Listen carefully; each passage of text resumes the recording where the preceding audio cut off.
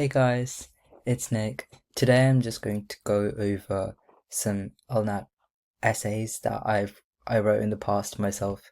So this is an essay that I wrote from I think you can see July 2024, so more than 2 years ago now, and it's my essay, so I'm not slandering someone else's work.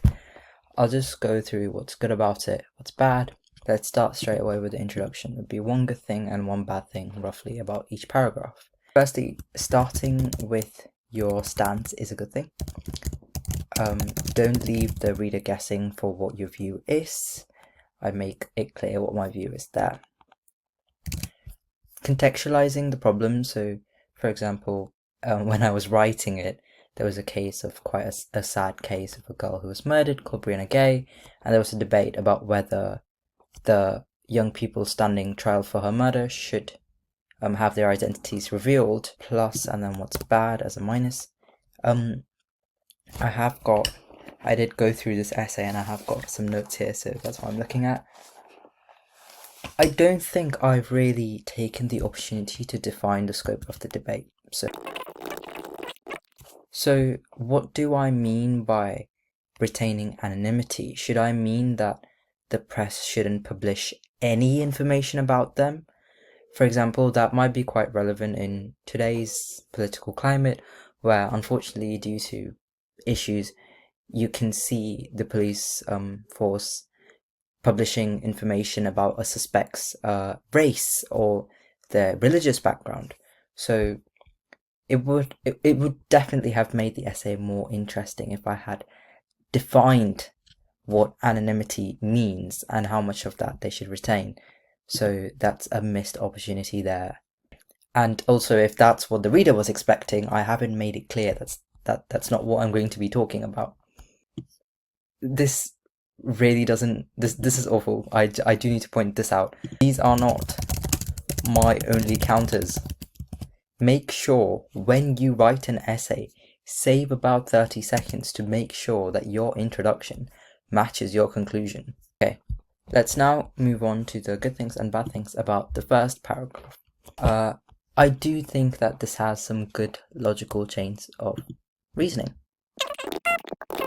The bad thing about this is I could have avoided some flowery language / fluff.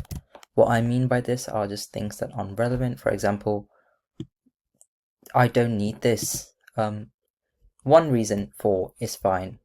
Many argue I don't need this. Just be confident in your arguments and just say it as they are. You don't need it could be argued. Some people argue that. Save that for when you're presenting your counter arguments. I actually quite like this point. I think it's an interesting point. Don't feel like when you're trying to think of arguments and points, don't worry about whether they're correct or whether the person reading will agree with them. It doesn't matter if they're a bit out there. This isn't, now that I've done a year of a law degree, but I think it's quite an interesting point for me to have written at the time. The thing that I don't like about it is that it sometimes goes into bits that aren't relevant to my initial argument. For example, my initial argument is that being accused of a crime has an impact on more than the defendant.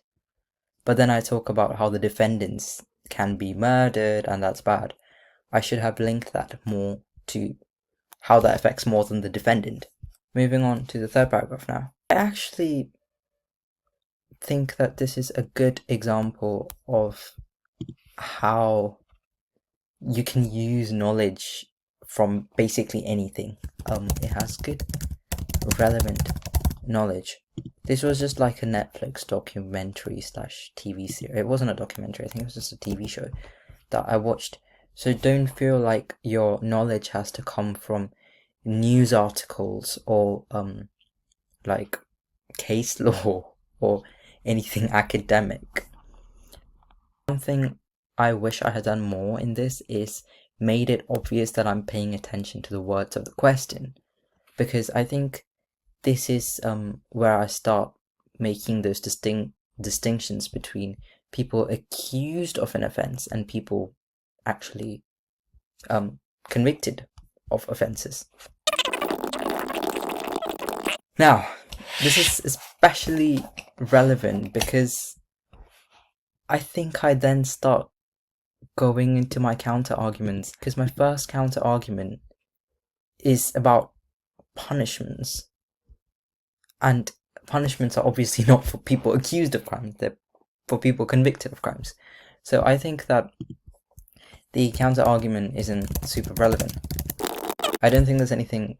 I'm just looking at my notes to see if I've written something nice, but if your counter argument isn't relevant to your argument, I don't think there's anything redeeming I can say about that. I really like this point. I think it's very interesting. Criminal law is public law. It will make the public more involved in law. I think that's an interesting counter argument. And yeah, Netflix again, Dharma. But one thing that I absolutely can't stand is this is not a developed counter argument. You need to develop your counters. So I should have made it obvious what the counter was and given it the respect that it deserves, for example here. So what I really should have done is scrapped this whole paragraph and just had this and developed this further. So, right, conclusion, not much to say. I think it's fine, it's a good summary of the points above. It just makes sure it mirrors your intro. Mine doesn't, but that's not because the conclusion's bad, it's because the intro's bad. I hope this video was helpful and that you guys enjoyed it. Let me know if you want me to do another one with a more difficult question or another one with a more basic question. And as always, feel free to drop any questions in the comments.